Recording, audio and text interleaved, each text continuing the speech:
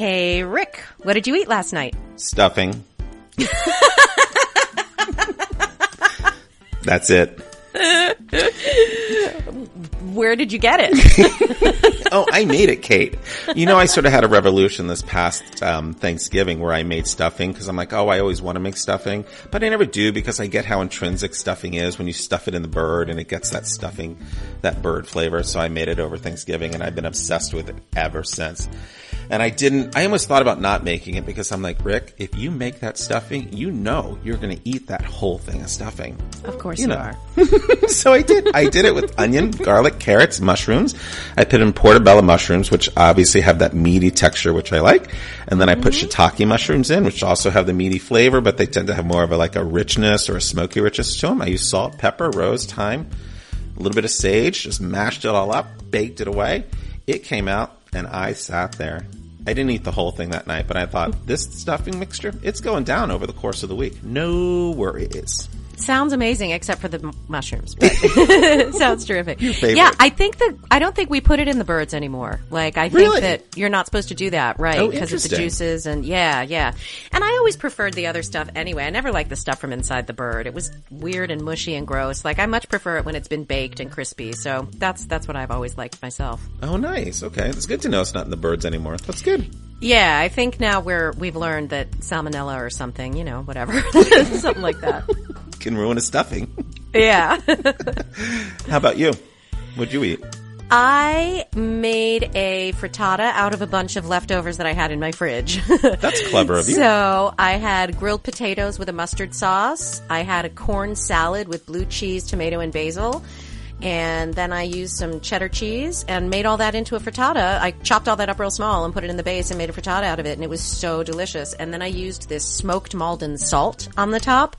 So Maldon salt is the flaky sea salt. Oh, yeah. Yeah, and when I was in England last time, my mom and I got these little tiny containers. You can get big ones, but little tiny containers of Maldon salt that's smoke flavor. Smoked Wow. salt. Yeah, so I had these big chunks of smoky sea salt on top of it, which Nice. I So think that's- really pulled it together. And that's the salt that you're supposed to put on. Is it sort of after it's cooled so the salt doesn't melt? It's supposed to sit on top of whatever you're putting it on. Yes. It's like the final, what do you call it? Dressing, yeah? Yeah, they call it a finishing salt. Yeah, Nice. exactly. Because once it melts, then it's just salt, and so its specialness disappears. But if it's on there, you get actually little pops and crunches of salt, which is fabulous. I like soup and sandwich. I like Swiss and ham. I like the taste of sunbeam bread. It's my favorite bread.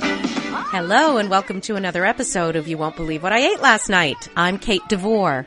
And I am Rick Fiore. And this is our ongoing conversation about food, health, weight management, and our endeavor to be and stay healthy in a really tasty world. With love, kindness, and compassion towards ourselves and others. Today, we are talking about a food that is simultaneously vilified and lauded in our culture. Everybody loves it or stays away from it. We are talking about bread. So before we get into that... I had no idea it was going to be bread today, Kate. or that I was going to use the words vilified and lauded. They were great words. Thank you. So before we get into our topic, we have a couple pieces of business for you. First of all, we know that many of you are subscribers, and we really appreciate it. And if you don't subscribe, please do. Grab the phone of the person next to you and subscribe them. More importantly, we're noticing other podcasts are asking people to do this, so we thought it would be a good idea. We want you to rate and review us on iTunes. So either immediately after the podcast, or better yet, just pause it right now and actually give us a 5-star rating. We're going to just wait. Do do do do do do do do do do do do do do do do do do. That's right. That's your whole. And seriously, at the end of the episode, when the episode's over, there's literally a thing that comes up, and you can just hit rate and review. Please do. Please do. We could use the numbers. Secondly, anyone in the DC area, Rick and I are doing a workshop featuring yoga, meditation, sound healing, raising your vibration, general good vibes in DC on April 28th. So you can find information about that on our website and on our Facebook page. So come and join us. So, Rick. Yes. How do you feel about bread? Are you ready for it? I both love and hate it. See? Lauded and vilified, people. Yeah, I was just thinking how it is one of my favorite things. And I was thinking how much, if I could, I would have it for every meal. And then I was also thinking how I've made a point to not keep it in my home because it's one of those things that I will eat all the time. I don't have a lot of control over it. It's sort of like ice cream. If I have ice cream and if I have bread in my home, I will eat them all the time, even when I'm not hungry. Not together, though. Yeah. Yeah, that's me and peanut butter. Oh, totally. You know, and I just think it's just so tough because I really adore it. I eat a lot of pizza, so that's challenging for me. You know, I like to go out and I like my naan bread with my Indian food. That's another tough one. And listen, anytime bread shows up on the table before a meal, I eat it. How about you? Well, I love it. Similarly, I think in my case, a big part of the problem, because I can keep it in the house and I will have it occasionally because I either make or buy super healthy bread that I feel okay about. It's all like sprouted, organic, whole grains and stuff.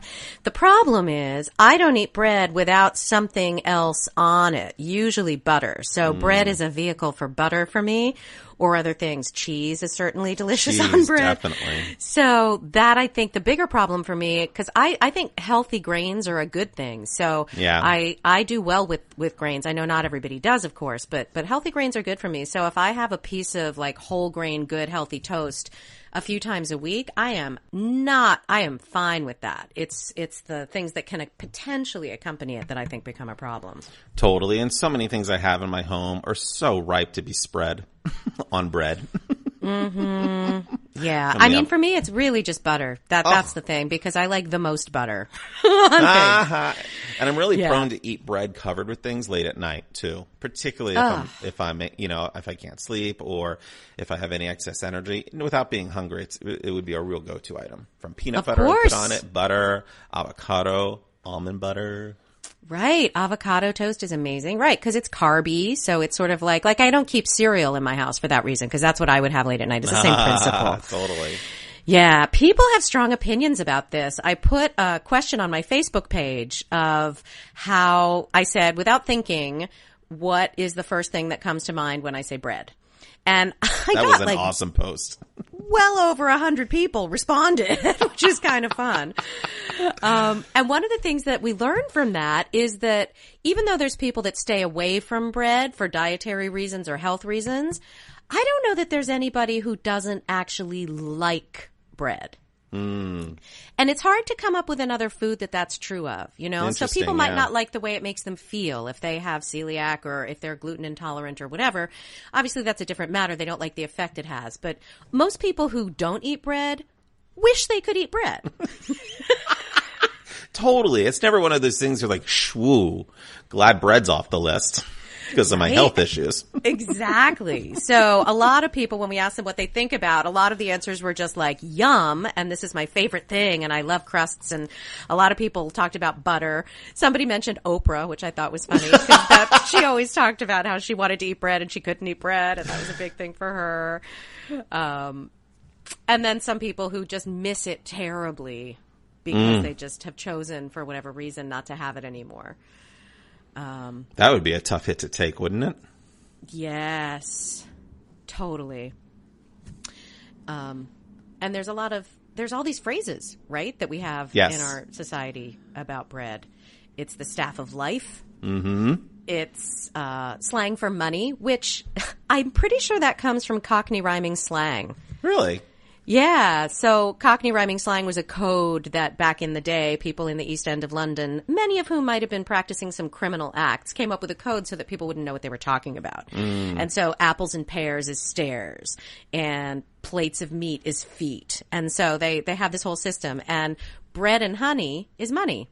Oh, interesting. Okay. And in rhyming slang, you end up just using the first word. So you would refer to stairs as apples, even though the rhyming word is pears, because then that makes it harder for people to know what you're talking about. Wow. So bread became money. Yeah. So there could be some other origin of that as well. And if anybody knows that, please let us know. But that's the one I'm familiar with. And there's also that other one, not since sliced. It's the best thing since sliced bread. Yeah, which was developed in 1917 by itinerant jeweler Otto Rohwedder. came up with the Yes. first bread slicing machine. Totally. He was a jeweler. He sold all of his money because he thought he could make more money slicing bread. So he sold all of his jewelry stores. He built a prototype, and then like a year later it burned down. And then he lost all of his money. Then he had to find all this funding again to actually make it. And then it was actually patented and started being sold in 1920. I think 28 it is. I hope he made a fortune off that. Right? I don't know. Let's hope, man. Totally. Did you know? Hey, Kate, did you know that it takes 9 seconds for a combine to harvest enough wheat to make 70 loaves of bread? No. Isn't that amazing? Is a lot of wheat. Exactly. Hey, Kate, did you know that the Italian word for bread, pizza, comes from the Greek word pita? No. Right? It totally blew me away. I thought pizza meant pie. I've always been told that pizza meant pie and that pizza pie is redundant. Oh, I never thought of pizza pie as redundant. Totally. Oh, how funny. Huh. Hey, Kate, did you know that April 1st is National Sourdough Bread Day? No, I did not. Hey, Kate, did you know that What February doesn't have a day? February 23rd is National Banana Bread Day? I did not. Hey, Kate, did you know September 16th is National Cinnamon Raisin Day? I did. No, I'm kidding. Of course I didn't. Kate, did you know December 22nd is National Date Nut Bread Day? Come on. Yeah, that's it. I got so bored I couldn't do any more. But I bet there's more. There's one for pretty much any type of bread. I love how many kinds of bread there are too. Julia Child talks about how, you can never, there's always more to learn with bread. Like, no matter how accomplished you are, there's always more. Right. Fun. All right. So this might be a fun time to let's talk a little bit about the brief history of bread, shall we, Kate?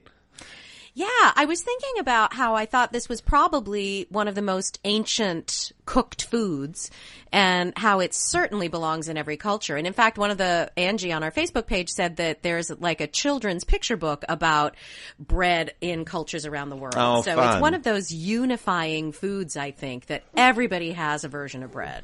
Yeah, and I think primarily, from what I read, that always comes from this idea that it was such a sustaining element in everyone's lives. Mm-hmm. It was because it became one of the easiest things to make. It was sort of one of the cheapest things to make, and you can make it and you could travel with it. Yeah, and my understanding is it probably originated because we've had the idea of porridge or gruel for a very, very long time, right? Yeah. And then somebody probably thought, well, let me put this on a hot rock and see what happens. And they did. They said that someone left out a pot of gruel and natural yeast found its way into it somehow, and then they heated it up, and then that's how they were like, oh, what's this? Look at it rise. So then it became the whole idea of like, how do you actually start to harvest natural yeast? Oh, that's the leavening. Because, right, I think that before the yeasted breads, I think people had flat breads. Right? Yes, you're totally right. We Yeah. still eat like pita and naan and stuff Yeah. that don't have yeast. Yeah. And then that makes total sense. Like I always think that about mead. Like when people came up with mead, there must have been some honey left in a thing, and they drank it, and they were like, "Oh my God, it's alcohol! How did that happen?" And yeast is really the big thing that came to make bread possible, right? So this is the big thing is when it got developed and harnessed, that it really made this bread something that could be produced in mass quantities. And apparently they started making and selling commercial yeast in Egypt in 300 BC. Really? That's how long people have That I been did making not and know. selling yeast. Wow. Right? That's amazing. Then came refined flour, right? Because the initial breads, I think, were just whole grain that were pounded between rocks. Right. And was really toothsome, which I think a lot of us now like. But then they figured out how to refine flour, and then the lightest white bread, became the biggest thing. White bread. Classic white bread. Did you ever like Wonder Bread? It has its purpose. My family makes a peanut butter and bacon sandwich for road trips that has to be Really? on gushy white bread. Mm-hmm. Wow. And it has to be cut into triangles. Really? And then wrapped in wax paper. Yep. Oh my God, wax paper. My God, it's so 1940s. I can't take it. It's probably where they got it. Yeah. Yeah. That was what my mom and dad would do on road trips. And it's the best thing. It sounds disgusting, I know, but it's really amazing. They're like, Katie, do you want your sandwich? Well, you kind of ate them before you left the driveway was the problem. Because yeah. Do you like that stuff, that white bread? Wonder bread type stuff? No, not now. I remember thinking I would eat it when I was younger because it got served to me a lot. And all I remember thinking is I can't get it out of my mouth. It just is so nasty and sticks everywhere. But I can't say I ever liked it, no. Yeah. When I was a kid, my father used to make whole wheat bread, which I perceived at the time as being like a rock and just incredibly dry and thunky and dense, which now I seek in bread. But at the time, and this was also during his health kick, so he would put that natural peanut butter on it. That's like the kind that came straight from the peanuts in the grocery store, you know, Yes. that had no sugar, no salt, no nothing. And it was just like cement. So he would put this cement peanut butter on this nasty, funky bread. And I'm sure there was jelly, but ugh, God, it was so gross. Oh, hey, Kate. I would like it now. Nice. Here's a question for you. Yeah. Knock, knock. Who's there? Loaf. Loaf who? Loaf you.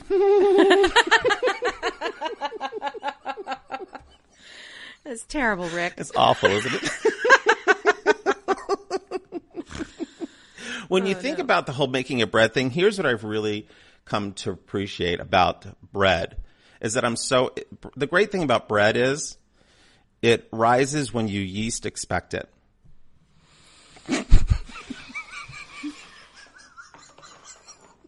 Kate's rolling her eyes and shaking her head at me. But I love you, Rick. This is a little known fact. So when we put these episodes together, and we always look up the facts, and Kate loves science and always likes to find out the science behind things too. And I do too, but I only like it for about 10 minutes and then I'm bored. And I'm like, what jokes can I find about the See, subject? that's why we're a good blend. Did you find any for this one?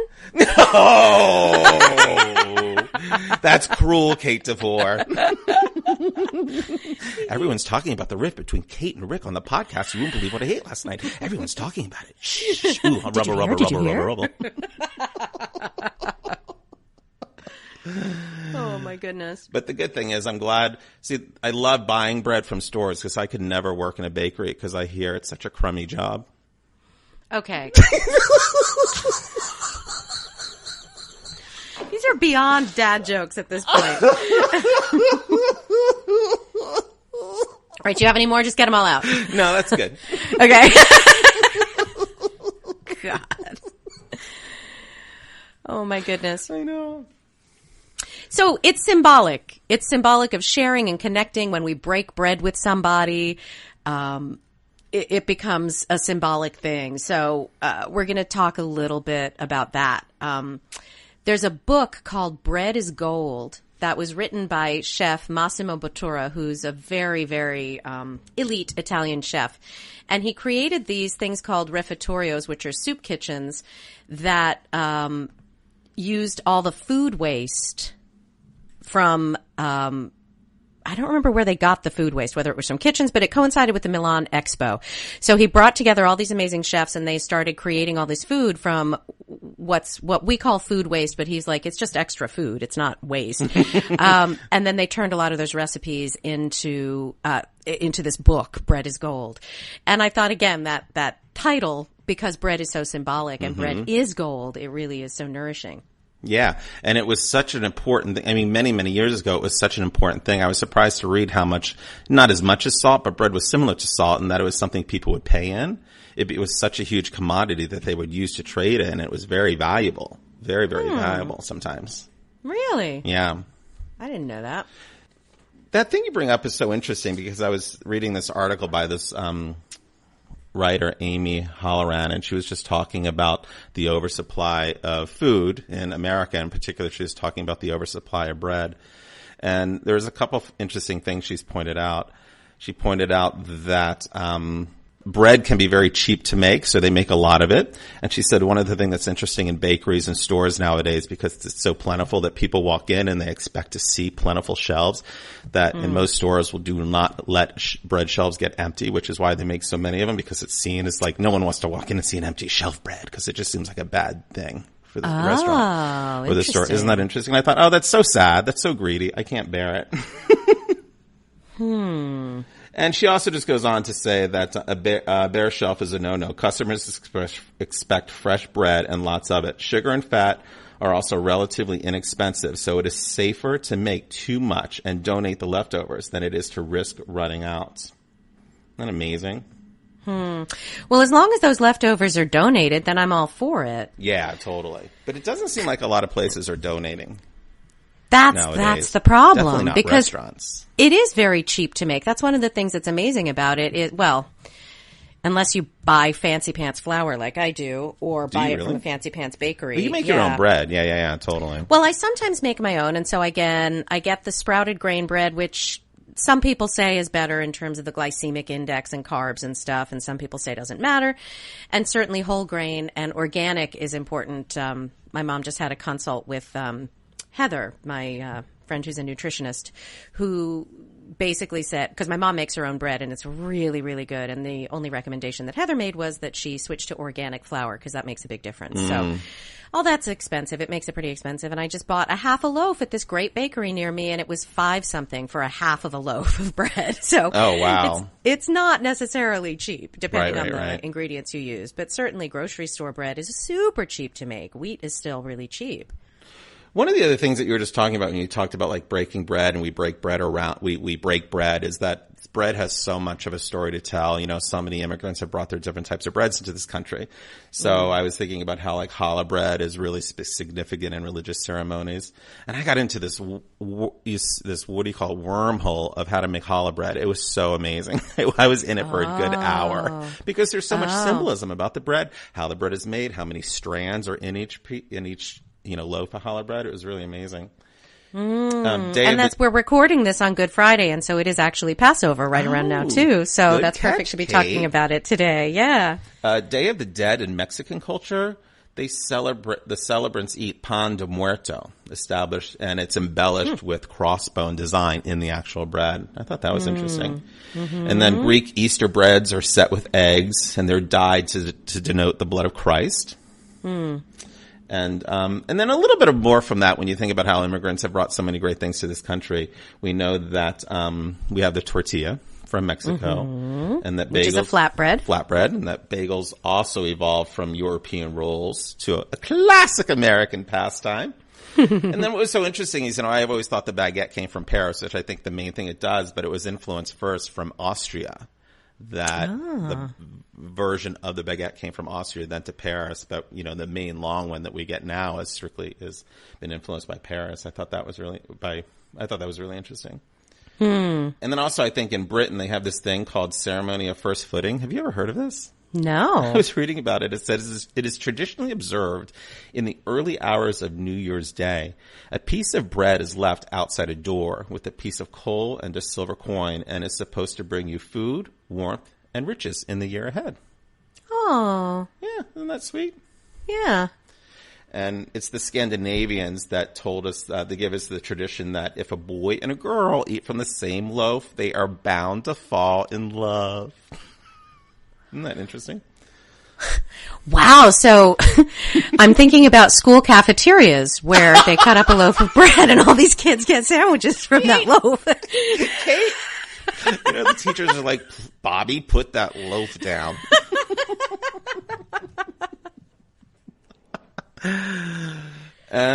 Superstition says that it's bad luck to turn a loaf of bread upside down. Did you know that? No. Yeah, or cut an unbaked loaf. Who would cut an unbaked loaf? How could you even cut an unbaked loaf? Yeah. It's not solid. And legend has it that whoever eats the last piece of bread has to kiss the cook. Aw. That seems fair. I'm pretty sure that legend was created by the cook. Kate. Baby, I'ma want you. Baby, I'ma need you. You're the only one I care enough to hurt about. Hey, Rick. So what are you into these days? I have been into gluten-free pasta. I've been wanting to try it for a while. And so I've been trying it, and it's weird. Like, it's definitely a different texture. And I feel like it's all about, as you know, flavor. So it's interesting. Yeah. What's it made of? That's it. This one is called, it's ancient grain pasta. No, that's all I know, but I'm assuming that's what, like quinoa probably? I think so. Yeah. Usually when people say ancient grain, they're referring to quinoa, which makes sense. It would make sense to make, yeah. Yeah, whenever I've had like pastas made out of any kind of fake pasta, it's weird, but yeah. All right, cool. Well, I'm glad you're enjoying Thank it. you. Yeah. So, because I didn't want to cut pasta out, right? So I want to try this. Yeah. So it's a good solution. Excellent. What have you been into? I'm into making rice out of cauliflower these days. Oh, that sounds so good. I've only seen that. I've only seen people do that. It is so good. It's really easy. It's a pain in the butt, though, because you get little tiny flecks of cauliflower all over your kitchen because you cut up the cauliflower and put it in a food processor and just pulse it until it becomes like rice. And then I do a bunch all at once and then keep it in the freezer. And then you can cook it in any number of ways. You can do it in the microwave, they say. You can roast it. You can do it on the stovetop. I've been doing it with like ginger and garlic and a little tamari, and then I use it as the base for a stir fry. It's fantastic. Nice. I need to try that. Totally. And if you're wondering what this song is leading to, I wanna make it with you. Oh, Kate, hold on for a second. Oh, Janice just walked in. What's this, Janice? Oh, yeah. What's her? She changed her name. What's her name? Oh, it's still Janice. She just spells it funny now. Oh, how does she now spell she's DJANISS. So she is the producer that's been working with us since the beginning of the podcast. And Yeah, glad she decided to come to work today. Right? Uh-huh. I bet it's What did she bring you? She brought me a quiz, Kate. Yay, Janice. All right, Kate. You ready? All right. I'm ready. All right. How many slices per loaf are there in a loaf of Wonder Bread? A, 20. Oh. B, 22. C, 24. 22. Very good. Very good. All right. Thank you. What is NASA's favorite space bread? A, flour tortilla. B, the pita. Or C, naan. That's fascinating because are all of those unleavened? There must be some reason that they don't want to send leavening into space. I think all of those are unleavened. Am I right? I None think of those you're have gonna be yeast right, in them, yeah. I think. That's fascinating. Well, then in that case, I'm going to say pita. Wrong. It was A, flour tortilla. Oh, that was my first guess. Okay. I just put pita and naan on the bread to throw you off. Oh, good job. Or put them on the list to throw you it off. worked. They use flour tortilla because no crumbs. Oh, so smart. Isn't that interesting? So smart. Okay. Yes. In that little known weekly ritual known as Christian Mass, what percentage of altar wafers are made from whole wheat? 60%, 75%, or 90%? 75. 60. Uh, All right, Kate, you got 1 out of 3. Not bad. Not bad. yeah, not my finest quiz, but fun. Thank you. Do you know what you win for that? What? You win a joke. All right. Oh, yay. What did one slice of bread say to the other slice of bread when he saw some butter and jam on the table? I don't know. Uh-oh, we're toast. You've won me over with these terrible jokes, I guess. And Kate, I'm just going to hold this up. Do you see how many jokes I've written down that you didn't get today? Yes, a whole page in like single space. Small margins. I literally thought, I'm not going to have time to get all the jokes in. And I'm thinking Kate will probably be glad I don't have time to get all the jokes in. Yeah, yeah. They all feel like they're for very small children, but I appreciate them nonetheless. I think it's all about the lens, Kate. It is all about the lens. Yeah. So here are some fun facts that I thought were interesting, is that before bread was sliced automatically, that it was sliced one way for ladies and children and another way for workers, that it was sliced very thinly for ladies and children because of their makeup, and then thick slices were cut and deemed more appropriate for men and for workers. Yes, and for the ladies and children, they cut the crust off. Yes, exactly. Right, and I think that's why they thought sliced bread, machine sliced bread, wasn't going to catch on. Because it took interesting. away your option for that kind of slicing. Okay. Yeah. And Kate, you know, in preparation for this episode, I decided to go back and read Plato's The Republic. Oh, good. Quick read. Yeah. And did you know that the argument about what is better, white bread or dark bread, which is better, goes all the way back to Plato? No. He actually says, you can take it all the way back to Plato. Plato in the Republic sets up an argument about whether the ideal society will be built on whole grain or white. He goes for the hearty, rural, natural, authentic whole grain over cityfied wheat bread. See, you mean over cityfied white bread? Cityfied white bread, yes. Yeah, White, yeah. thank you. So, see, Plato knew things. He knew even things. before we had the science behind it, he instinctively knew that whole grain was better for us than the refined flour. And the bread experts asked this question, which I think was really interesting. When did our perceptions of white bread shift from positive to negative? And he went on to say the pendulum swings back and forth in the U.S., but it basically happened. There were big waves of anti-white bread sentiment in the 1840s and the late 1920s. And little did you know, it was a diet guru named Bernard McFadden who blamed industrial white bread for everything from cancer to tuberculosis to criminal insanity and delinquency. And that's why people started switching away from it. Interesting. And I also think what's interesting is this takes you, it led into this other thing where it says in the 1970s, the artisanal bread movement really broke out. And it came out of the fact that bread had been so commercialized that all of the flavor was lost. So after the industrialization, there are a lot of bread people out there who are desperate to bring back flavor and natural ingredients and no preservatives, which I think is so interesting. I mean, it's so odd. It almost sounds like if we in America, in an attempt to commercialize and make money off of something, ruin something, and then have to go back to the roots from thousands of years ago to make it good again. I mean, isn't that weird? Well, I hope that doesn't catch on. Let's hope this is a one-off situation. Just bread.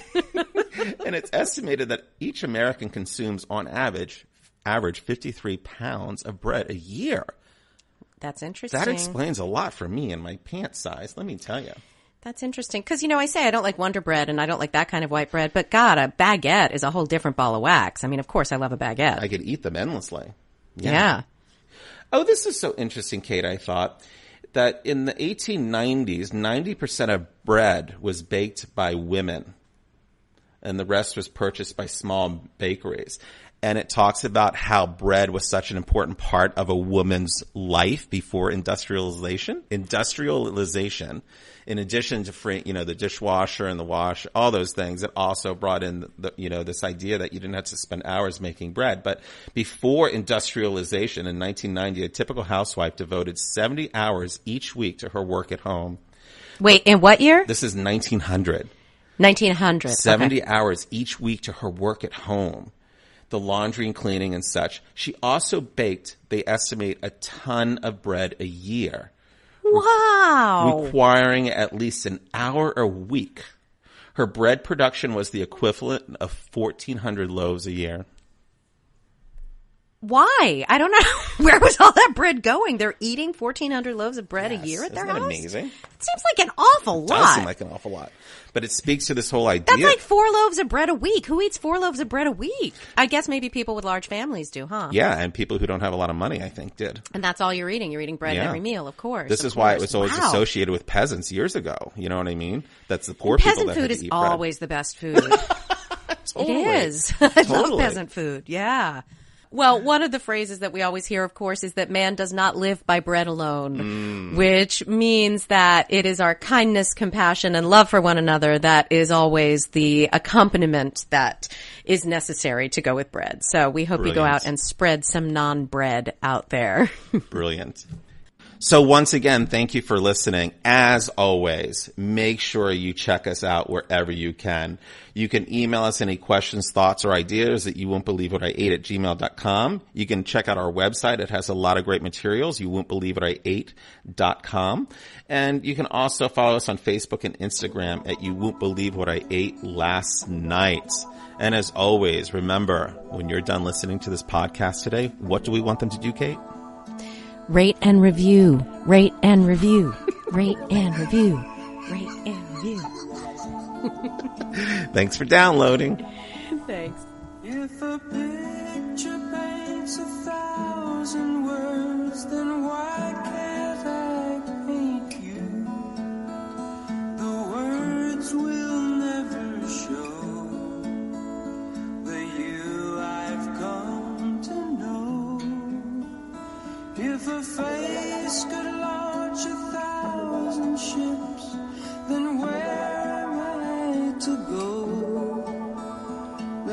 no one holds